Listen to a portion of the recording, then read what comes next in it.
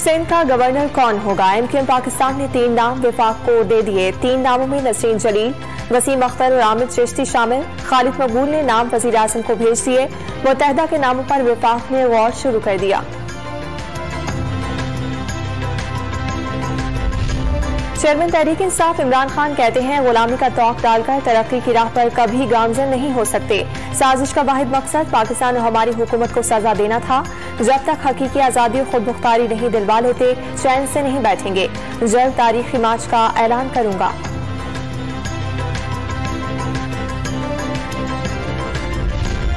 नायब सदर peoples party senator शरीर रहमान कहती हैं, इमरान खान अपनी करप्शन का दिफा करने में मैदान में आते हैं, लेकिन मस्जिद नबवी सल्लल्लाहु अलैहि वसल्लम वाक़े का दबे अल्फाज में दिफा कर रहे हैं। मस्जिद नबवी वाक़े की मजम्मत न करना इसके दिफा के मुतरादिफ है। चोर डाकू और मैं न मानू का बयानिया मुल्क में बदतरीन तकसीम का सबब बन रहा है। वजीर आजम की जेर सदारत Pakistan kidney and liver institute पर जायजा इजलास। वजीर आजम को ब्रीफिंग में बताया गया, गुज़िश्ता साल सिर्फ 17% मरीजों को ही मुफ्त इलाज की सहूलत मैसर आई। वजीर आजम का मंसूबे की तकमील में कोताही बरतने पर अफसोस का इजहार।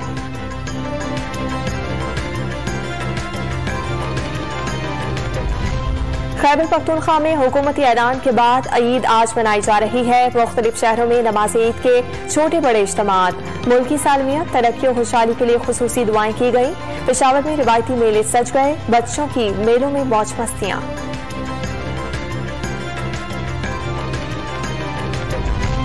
कराची के इलाके डिफेंस में खस्ता हाल छत गिरने से।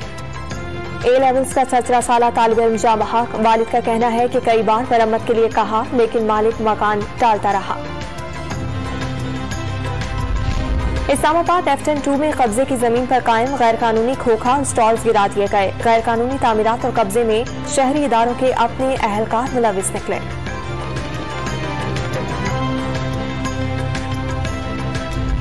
और तेजदार और गर्द आलूद हवाओं ने कराची का रुख कर लिया। नाजमाबाद में तेज हवा के बाइस ईदगाह के शामियाने उखड़ गए। इंतजामिया को तेज हवाओं के बाइस नमाज ईद की तैयारियों में दुश्वारी का सामना।